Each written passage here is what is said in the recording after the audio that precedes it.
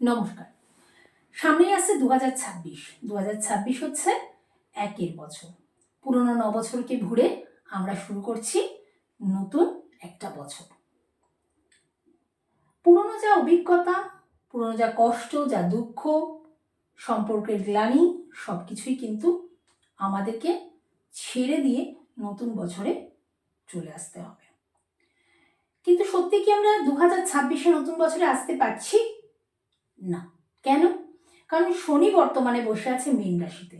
যেহেতু শনি মীন রাশিতে বসে আছে, সেই জন্য যতক্ষণ না শনি মেষ রাশিতে আবার যাচ্ছে, শনির একটা সাইকেল যতক্ষণ না শনি কমপ্লিট করছে, ততক্ষণ কিন্তু আমরা কখনোই বলতে পারি না আমরা নতুনভাবে আবার একটা বছর শুরু করতে চলেছি। কিন্তু যেহেতু সূর্যের বছর, সূর্য মানে কি? সূর্য মানে হচ্ছে আলো। দিনের শেষে অন্ধকার হয়ে যাবার পরে যখন নতুনভাবে আবার সূর্য ওঠে, একটা দিনের শুরু হয়। এই সূর্যের আলো যেমন অনেক কিছু স্পষ্ট করে, আমাদের অনেক কিছু বুঝতে শেখায়, অনেক জ্ঞান বৃদ্ধি করে এবং আমাদেরকে অনেক কিছু হাতে ধরিয়ে দেখিয়ে দেয়, সেরকম অতিরিক্ত আলোতেও কিন্তু আমাদের চোখ ঝলসে যায়। আমরা ঠিক ভুলের বিচার করতে ভুলে যাই, সেই জায়গাটাও আমাদের বুঝতে হবে। এবং এই সূর্য নিজে তো পুড়ে যায়, কিন্তু কাউকে পুড়তে দেয় না, সবাইকে আলোকিত করে রাখে। এই সূর্যের বছরটাকে আমরা কিভাবে নিয়ে চলবো, এটাই আজকে বলবো। সব কিছুর শুরুই কিন্তু সবসময় যে ভালো হয়, সবসময় যে শুভ হয় তা কিন্তু নয়।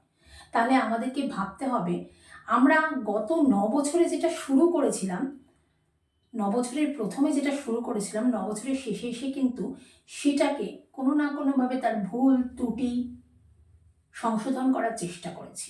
সেরকমই কিন্তু 2026-এ যখন আমরা শুরু করব, অনেক কিছুই আমরা হয়তো ভুল ত্রুটি নিয়ে শুরু করতে পারি, বা অনেক কিছু হয়তো এমন কোনো কাজ আমরা শুরু করতে গেলাম বা এমন কিছু করলাম যা হয়তো দীর্ঘদিন ধরে আমাদের জীবনে নাও চলতে পারে।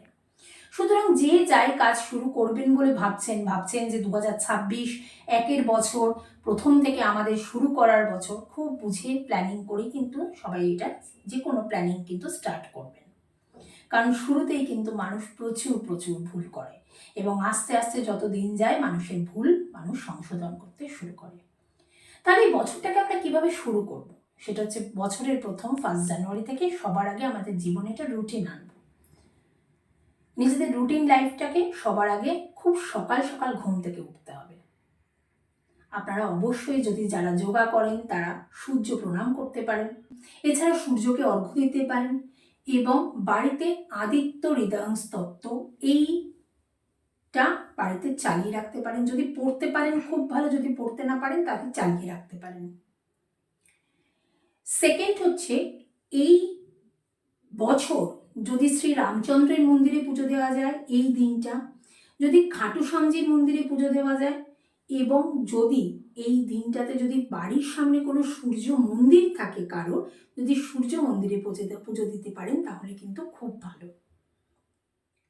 বাড়িতে কিংবা অফিসে আপনি বাড়ির পূর্ব দিকটাতে এই যে ছবিটা আছে অরুণের ছবিটা ভালো করে একটু দেখে নিন, এটা কিন্তু অরুণের ছবি। এই ছবিটা সবাই বাঁধিয়ে এইভাবে রাখতে পারেন বা ফটো ডাউনলোড করে বাঁধিয়ে নিতে পারেন।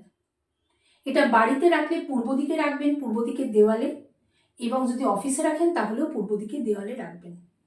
এটা আপনারা করতে পারেন। অনেকেই দেখেছেন, এটা আমার চেম্বারে লাগানো আছে বহু বছর ধরে, তো এটা আপনারা করতে পারেন। সূর্যের বছর, আমাদের একটা নতুন করে শুরু করার বছর, এটা আপনারা লাগিয়ে রাখতে পারেন। সবাই খুব ভালো করে নতুন বছর শুরু হোক সবার। সবাইকে happy new year in advance. নমস্কার।